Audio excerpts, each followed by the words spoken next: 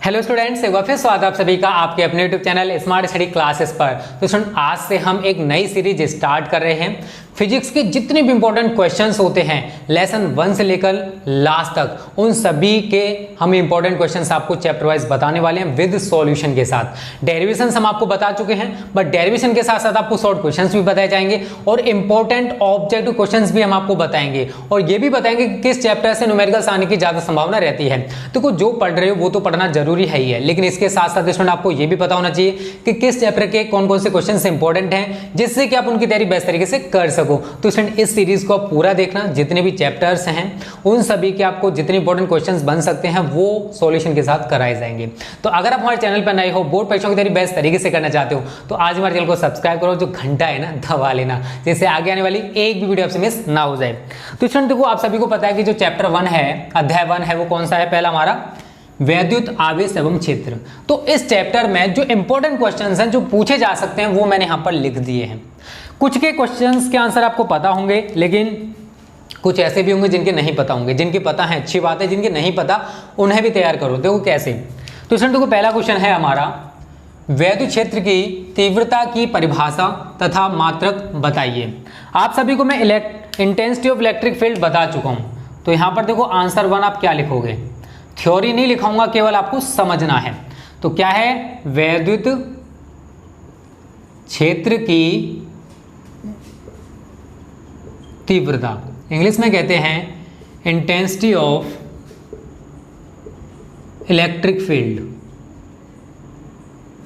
Intensity of electric field. अब देखो, यहां पर मैंने बोला था कि आपको बस एक सूत्र याद रखना है और उसी से आप पूरी की पूरी परिभाषा बना सकते हो। E बराबर F/Q0।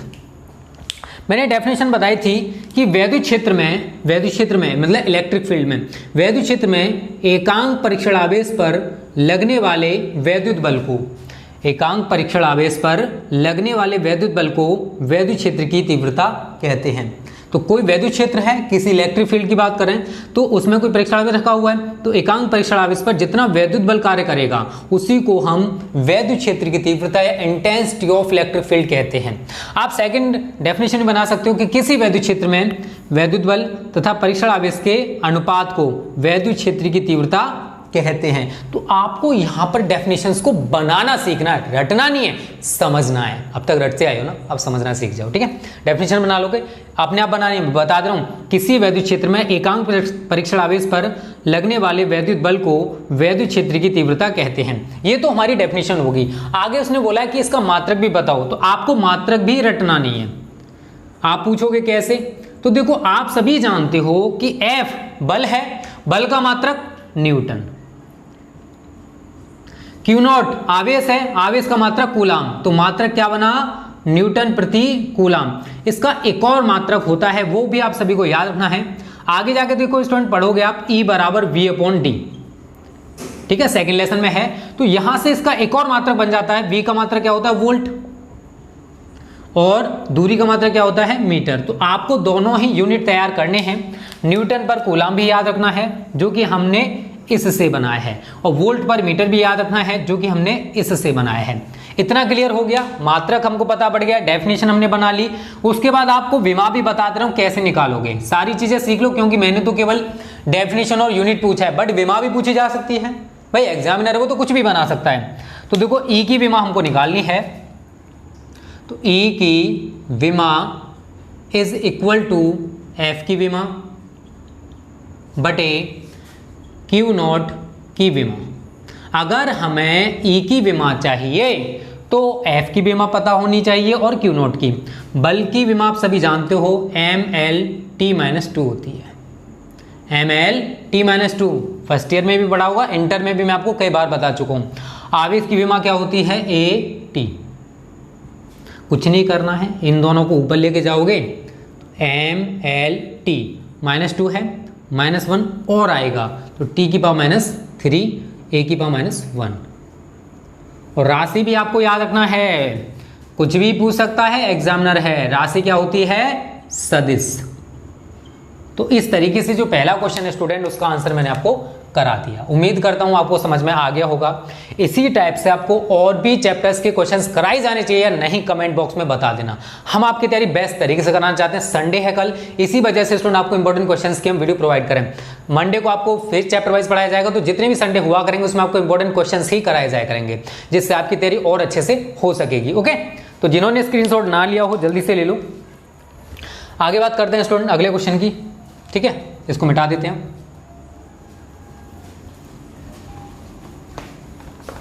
और इसी तरीके से आपको केमिस्ट्री के भी क्वेश्चंस हम स्टार्ट करने वाले हैं सीरीज। ठीक है, चलो आंसर नंबर 2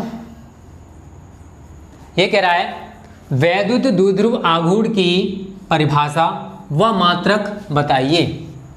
अब देखो वैद्युत द्विध्रुव आघूर्ण, तो मैं यहां पर सीधा सीधा लिख देता हूं P बराबर Q इंटू 2L।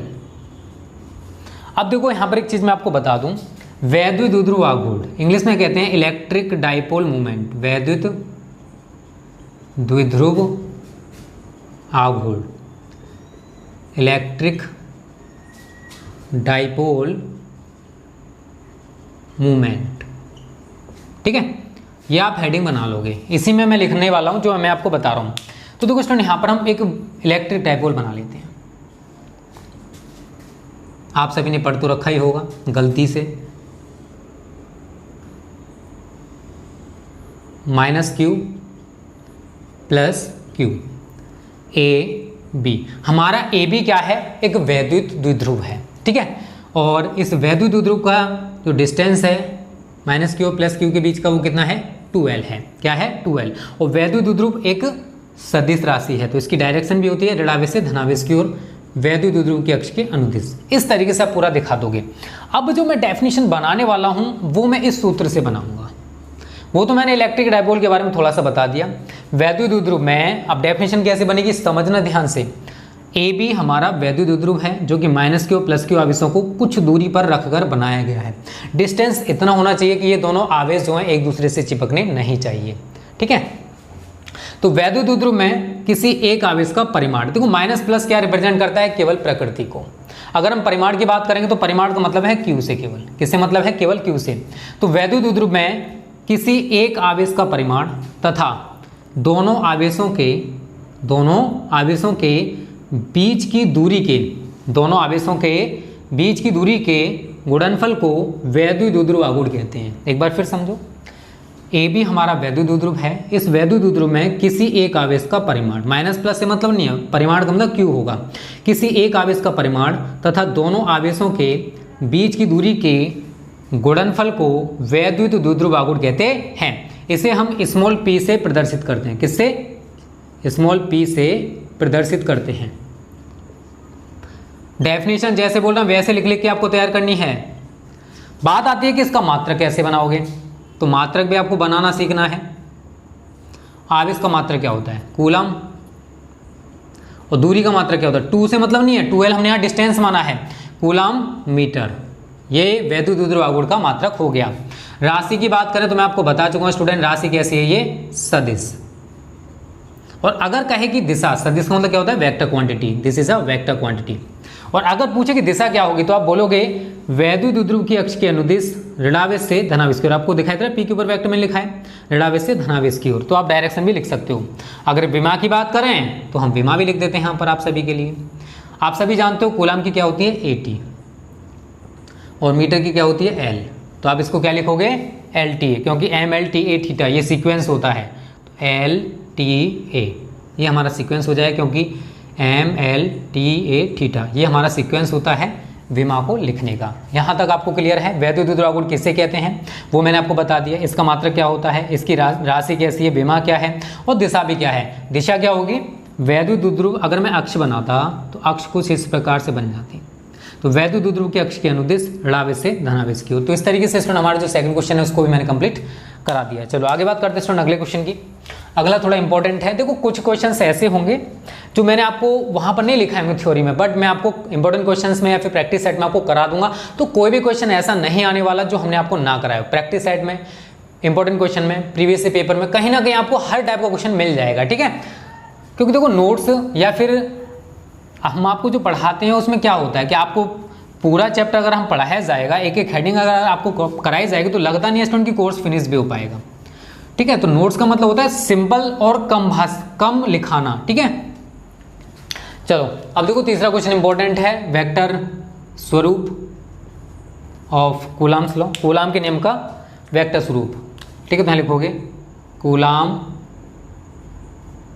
के नियम का वेक्टर फॉर्म या वेक्टर स्वरूप। कूलाम के नियम को वेक्टर फॉर्म में किस प्रकार से लिख सकते हैं स्टूडेंट, वो समझना आपको।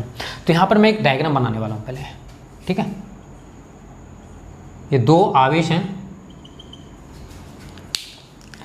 ये है Q1 और ये है Q2। इन दोनों आवेशों पर देखो, इस आवेश के कारण इस पर बल लगेगा और इसके कारण इस पर बल लगेगा। ठीक है, तो मैं थोड़ा सा अलग डिस्टेंस दिखा देता हूँ, और दोनों के बीच का डिस्टेंस आर वेक्टर है। ठीक है ना, आर वेक्टर। अब समझना, यहाँ पर मैं लिखूंगा 1 2, मतलब समझ आएगा, मतलब पहले आवेश के कारण दूसरे से दूरी, पहले आवेश से दूसरे आवेश की दूरी। अब समझना, देखो अगर इसके कारण इस पर बल निकालोगे, इसके कारण इस पर बल निकालोगे, और इसके कारण इस पर बल निकालोगे, तो इसके कारण निकालोगे तो इधर दिखाओगे आप ऐसे करके। ठीक है, और इसके कारण अगर दिखाओगे तो आप ऐसे करके दिखा दोगे। दोनों समझना, अगर Q2 आवेश के कारण हम Q1 पर बल निकालेंगे, Q2 आवेश के कारण Q1 पर आरोपित बल, तो आप डायरेक्शन ये दिखाओगे कि Q2 के आवेश के कारण यहाँ पर बल है, ये बल की डायरेक्शन होगी। अब बात आती है कि यहाँ पर हम दिखाएंगे किससे, तो ये दिखाओगे आप सभी F12 ऐसे करके लिखोगे। ठीक है ना, Q2 आवेश के कारण Q1 पर आरोपित बल क्या होगा, F12 वेक्टर, और Q1 आवेश के कारण क्या होगा स्टूडेंट, F21 वेक्टर। एक चीज़ और सुन लो, देखो स्टूडेंट, जो जितनी भी सदिश राशियाँ होती हैं, उन सभी को वेक्टर फॉर्म में रिप्रेजेंट करने के लिए, सदिश रूप में व्यक्त करने के लिए यूनिट वेक्टर्स या एकांक वेक्टर यूज किए जाते हैं। तो स्टूडेंट देखो, यूनिट वेक्टर्स आप कैसे दिखाओगे, तो देखो Q1 से आप उधर का दिखा रहे हो, तो ये होगा आपका R21 कैप, और जब आप इधर का दिखा रहे हो, F12 की तरफ दिखा रहे हो, तो ये होगा आपका R12 कैप। क्लियर है? देखो आपको समझना है हर चीज को बारीकी से। ठीक है, एक्यूरेट है। अब देखो आपको करना क्या है स्टूडेंट, वो समझो। Q2 आवेश के कारण Q1 पर आरोपित बल निकालो, तो आप लिखोगे यहां पर Q2 आवेश के कारण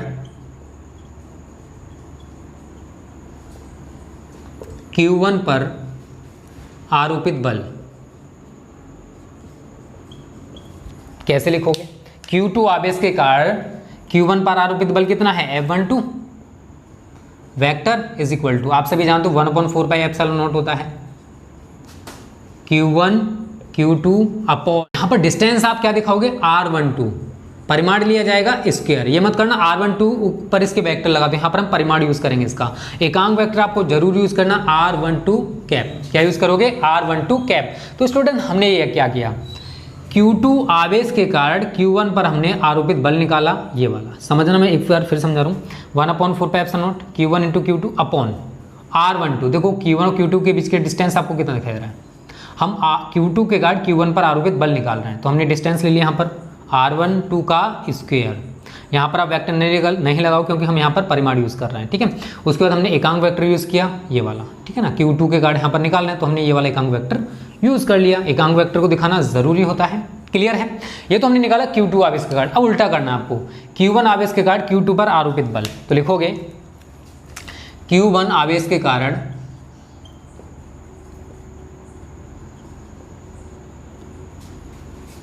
Q2 पर आरोपित बल।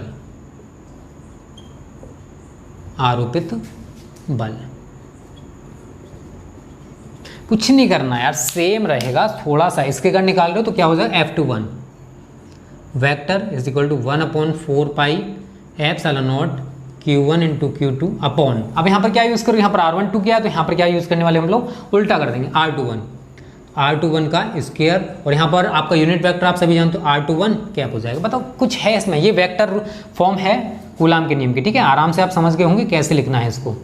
दोनों के दोनों फॉर्म आप याद रख लो, और दोनों में रिलेशन अगर पूछता है तो दोनों एक दूसरे के रेसिप्रोकल हो जाते हैं। तो हम यहाँ लिख सकते हैं F12 vector is equal to minus F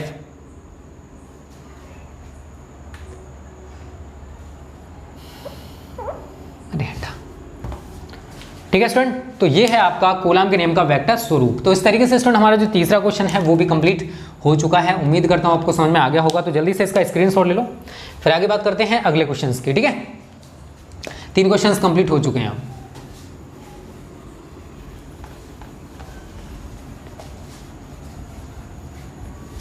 चौथा क्वेश्चन पढ़ो क्या कह रहा है। Answer number 4, answer number 4, epsilon not का आंकिक मान को मात्रक तथा विमा बताना है। तो आप सभी को शायद ये तो पता होगा, एप्सिलॉन नॉट का आंकिक मान मैं यहाँ पर डायरेक्ट बता रहा हूँ कितना होता है, इज इक्वल टू 8.85 गुणा 10⁻⁻12 कूलाम स्क्वायर प्रति न्यूटन मीटर स्क्वायर। फिर आप पूछोगे सर ये आया कहाँ से था।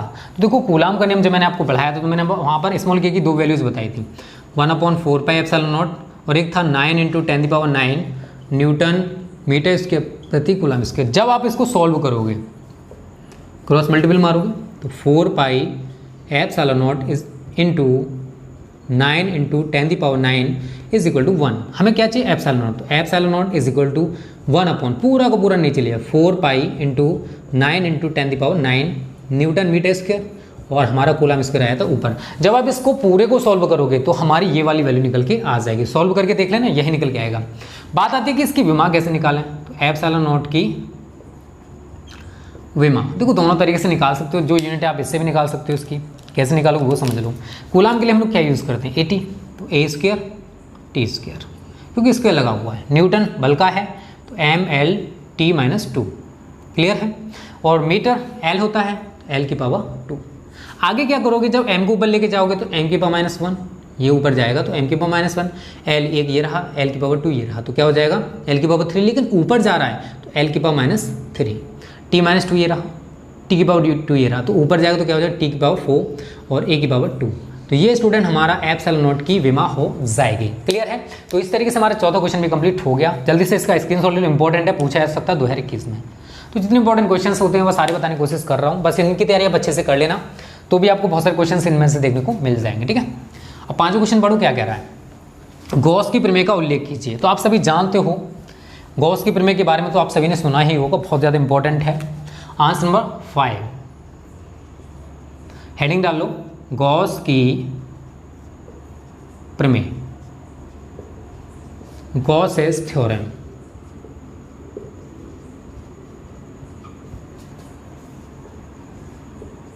तो स्टूडेंट कुछ नहीं करना, बस आप सूत्र से बनाना सीख जाओ।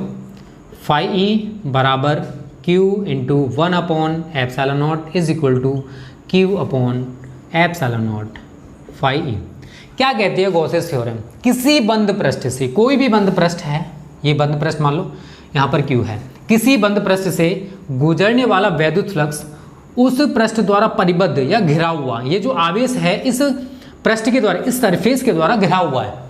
तो किसी बंद पृष्ठ से गुजरने वाला वैद्युत फ्लक्स उस पृष्ठ द्वारा घिरे हुए या उस पृष्ठ द्वारा परिबद्ध या उस पृष्ठ द्वारा बाउंडेड, उस पृष्ठ द्वारा परिबद्ध कुल आवेश Q का 1/ε0 गुना होता है। मतलब इस पृष्ठ से होकर जितना भी वैद्युत फ्लक्स गुजरेगा वो इस आवेश का 1/ε0 गुना होगा। यही है गॉसेस थ्योरम। आगे मैंने इसको बस इसी फॉर्मेट में लिख दिया, दैट्स गॉसेस थ्योरम। इसको आसानी से लिख सकते हो, किसी बंद पृष्ठ से गुजरने वाला वैद्युत फ्लक्स उस पृष्ठ द्वारा परिबद्ध या घिरा हुआ कुल आवेश का 1/ε0 गुना होता है। ये है हमारी गॉसेस थ्योरम, आसानी से लिख पाओगे। तो इस तरीके से हमारा 5 क्वेश्चन भी कंप्लीट आप लिख ही सकते हो, इतने तो होशियार बना ही दिया मैंने तुमको। आंसर नंबर 6 क्या कहता है वो समझ लो। ये कह रहा है कि प्लस सिग्मा तथा माइनस सिग्मा पृष्ठ आवेश घनत्व की 2 समांतर प्लेटों के बीच वैद्युत क्षेत्र का सूत्र लिखना है केवल।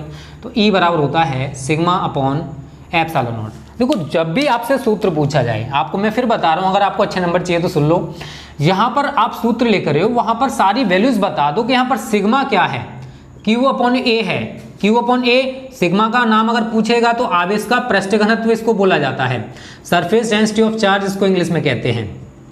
ठीक है, किसी एकांक पृष्ठ क्षेत्रफल से गुजरने वाला या फिर परिबद्ध कुल आवेश सिग्मा कहलाता है। ठीक है, या वितरित आवेश, कोई एकांक पृष्ठ क्षेत्रफल पर उस पर जो आवेश वितरित होगा उसी को आवेश का पृष्ठ घनत्व कहते हैं।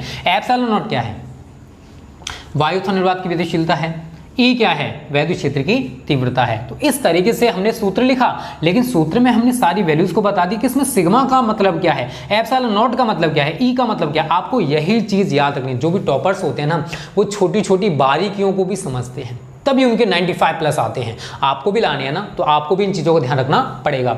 स्क्रीनशॉट ले लो जल्दी से, फिर आगे बात करते हैं। आज के लास्ट क्वेश्चन की इंपॉर्टेंट बहुत है, थोड़ा समझ में कम आएगा बट आएगा जरूर, क्योंकि दिनेश राजपूत आपके साथ है, टेंशन ना लो, बस मेहनत करो, आपकी तैयारी बेस्ट तरीके से करा देंगे, ठीक है। कोर्स की तो टेंशन मत लो यार, देखो अदर चैनल से भी कंपैरिजन करोगे तो किसी से हमारा कोर्स कम नहीं चल रहा है, पीछे नहीं चल रहा है, ठीक है, सभी की एक्यूरेट ही चल रहा है। आंसर नंबर 7, निम्न में से स्रोतों के केंद्र से प्रेक्षक बिंदु की दूरी आधी कर देने पर प्रेक्षित वैद्युत क्षेत्र का मान कितना हो जाएगा, समझना और क्यों। पहला बिंदु आवेश समझना, मैं जो समझाने वाला हूं। पहला क्या है, बिंदु आवेश। देखो बिंदु आवेश के कारण किसी बिंदु पर वैद्युत क्षेत्र की तीव्रता का सूत्र क्या होता है, E बराबर 1/4 पाई एप्सिलॉन नॉट Q/r²। अगर मैं E में और R में रिलेशन देखूं तो क्या निकल के आएगी, E प्रोपोर्शनल 1/r² आएगी। अब क्या कह रहा है यहां से समझना, वो कह रहा है कि अगर दूरी को आधा कर दिया जाए, मतलब यहां पर हमने R यूज किया है ना, अब जो दूरी है उसको आधा कर दें तो समझना। अब हमने दूरी को क्या किया स्टूडेंट, R डैश बराबर क्या कर दिया, आधा, पहले का आधा। तो अब वैद्युत क्षेत्र का मान कितना हो जाएगा, तो E डैश हमसे पूछ रहा है, समझना जो मैं समझाने वाला हूं। तो देखो E डैश प्रोपोर्शनल 1/r² में लिख सकता हूं। अब यहाँ पर इन इक्वेशंस को बना लो 1 और 2, दोनों को हम सॉल्व करेंगे समीकरण 1 व 2 से। तो क्या हो जाएगा, E/E डैश बराबर E/E डैश बराबर 1/r² बटे 1/r²। यही तो होने वाला है, यही तो होगा ना। आगे क्या करोगे, r² ऊपर पहुंच जाएगा बटे r², E/E डैश। अब r डैश की जगह हम कितना यूज करेंगे, r/2, तो r/2 का स्क्वायर बटे r² और E/E डैश। देखो कैलकुलेशन कर रहा हूँ मैं, कोई नई चीज़ नहीं बता रहा, बस जो चीज़ थी मैंने मैं आपको बता दी। आगे क्या करोगे, E/E डैश बराबर r² बटे 2 का स्क्वायर 4 गुणा r², तो r² से r² कैंसिल, तो E डैश का मान कितना आ जाएगा बताओ, E डैश का मान आ गया 4E। मतलब जो वैद्युत क्षेत्र है, अगर दूरी को हम आधा कर देंगे तो 4 गुना वैद्युत क्षेत्र हो जाएगा। कितने गुना, 4 गुना। पहला हमारा पॉइंट क्लियर हो गया। दूसरा पॉइंट उसने बोला वैद्युत द्विध्रुव, अगर यहाँ पर बिंदु आवेश की जगह वैद्युत द्विध्रुव होता तो क्या होता, इतना ही का स्क्रीनशॉट ले लो जल्दी से। अब देखो वैद्युत द्विध्रुव के लिए क्या कैसे सॉल्व करोगे वो मैं आपको बता दूं।